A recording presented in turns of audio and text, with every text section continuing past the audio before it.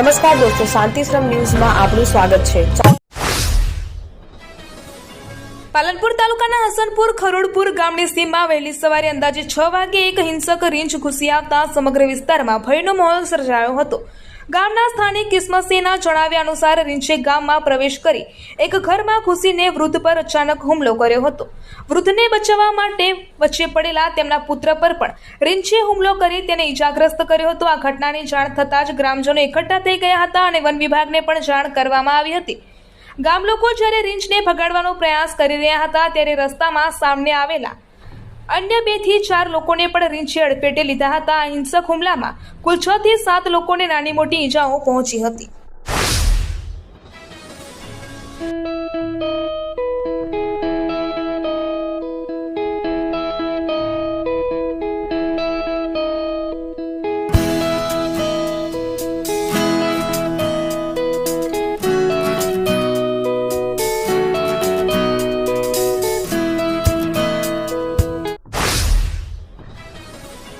અમીરગઢ તાલુકાના કિસાન સંઘ દ્વારા મુખ્યમંત્રીને સંબોધીને મામલતદાર કચેરીમાં આવેદનપત્ર સુપરત કરવામાં આવ્યું છે।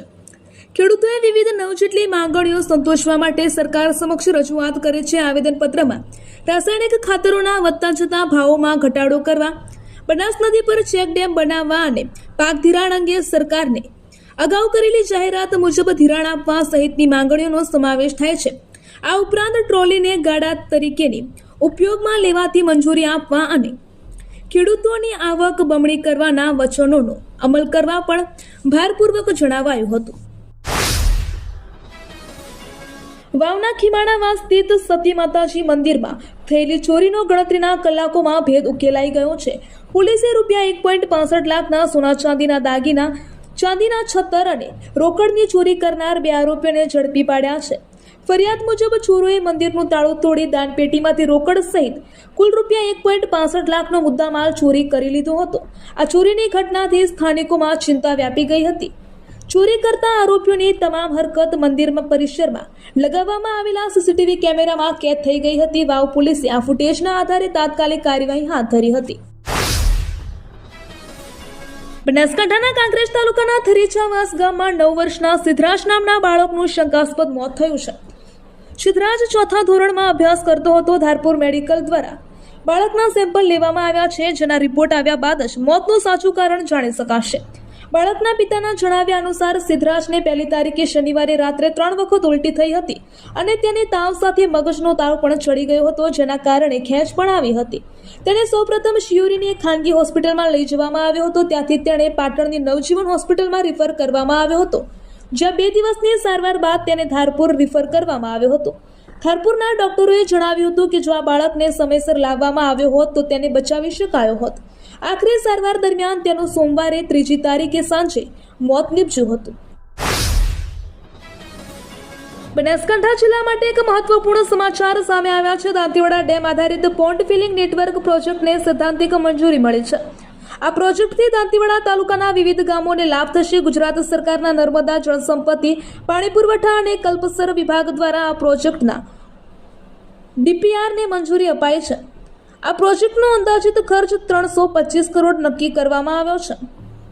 આ યોજનાના અમલીકરણ બાદ દાંતીવાડા તાલુકાના અનેક ગામોના તળાવો ભરી શકાશે। તેનાથી ખેતી માટે પાણીની ઉપલબ્ધતા વધશે અને ખેડૂતોને રાહત મળશે। ખાસ કરીને પાણીની તંગીવાળા વિસ્તારોમાં આ યોજના ફાયદાકારક સાબિત થશે। સુઈગામ પોલીસે સોમવારે સાંજે મોરવાડા 4 રસ્તા પર વિશેષ ટ્રાફિક ડ્રાઈવ હાથ ધરી હતી।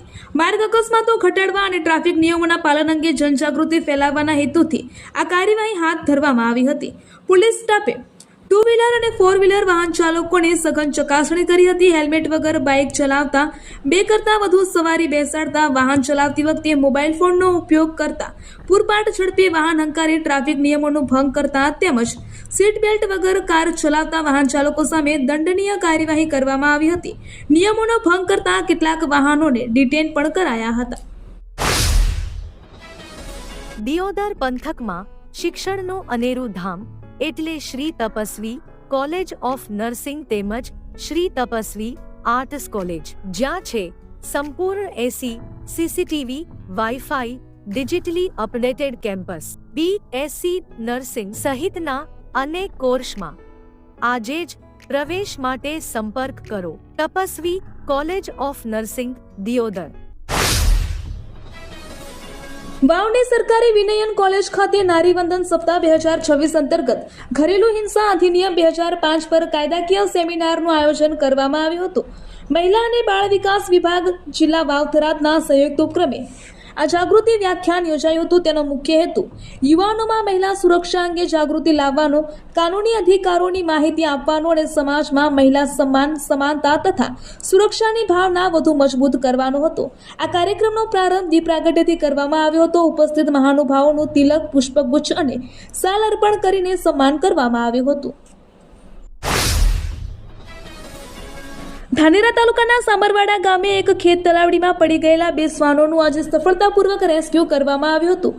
એજ્યુ ફંડ ફાઉન્ડેશન સંચાલિત જીવદયા વાત્સલ્ય ધામની ટીમે આ અબોલ પ્રાણીઓના જીવ બચાવ્યા હતા. ગુજરાત રાજસ્થાન સરહદી વિસ્તાર ધાનેરામાં ભૂગર્ભ જળસ્તર ઊંડા જતા ખેડૂતો સિંચાઈ માટે અને ખેત તલાવડી બનાવે છે. ચોમાસામાં વરસાદનું પાણી આ ખેત તલાવડીમાં ભરાય છે, જેનો ઉપયોગ શિયાળામાં ખેતી માટે અને સિંચાઈ કરવા માટે થાય છે. જો કે આવી ખેત તલાવડીઓમાં અજાણતા પડી જવાથી લોકો અને પશુઓના જીવ ગુમાવ્યા હોવાના બનાવો બનતા રહે છે. ગુજરાતમાં 10 ઓગસ્ટ સુધી સૌરાષ્ટ્ર, કચ્છ અને ગુજરાત રિજિયનના કેટલાક સ્થળોએ હળવાથી મધ્યમ વરસાદની સંભાવના છે. રાજ્યમાં અત્યાર સુધીમાં સિઝનનો સામાન્ય 15.99 ઇંચ કરતાં 18% વધુ એટલે કે કુલ 18.87 ઇંચ વરસાદ નોંધાઈ ચૂક્યો છે. તો બીજી તરફ વરસાદનું જોર ઘટતા તાપમાનમાં ઉછાળો જોવા મળ્યો છે, જેમાં ગાંધીનગરમાં એક જ દિવસમાં તાપમાન 4.1 સેલ્સિયસ વધીને 32.6 સેલ્સિયસ સુધી પહોંચી ગયું છે. ત્યારે આજે અમદાવાદમાં પણ વાદળછાયા વાતાવરણ વચ્ચે એસજી હાઈવે સહિતના વિસ્તારોમાં વરસાદી ઝાપટા પડ્યા છે. રાજકોટ ટીઆરપી ગેમ ઝોન અગ્નિકાંડમાં મહાનગરપાલિકા દ્વારા 8 જુલાઈના રોજ 6 અધિકારીઓને ડિસમિસ કરતો ઓર્ડર આપવામાં આવ્યો હતો. આ પછી એક એટીપીએ હાઈકોર્ટના દ્વાર ખખડાવતા તેમને રાહત મળતા બાદમાં ચીફ ફાયર ઓફિસર ઇલેશ ખેર દ્વારા પણ હાઈકોર્ટના દ્વાર ખખડાવ્યા હતા. તેમને પણ રાહત મળી છે. બંને એટીપી માફક ઇલેશ ખેરને પણ ડિસમિસ નહીં પરંતુ સસ્પેન્ડ ગણી અડધો પગાર ચૂકવવા હાઈકોર્ટે આદેશ કર્યો છે.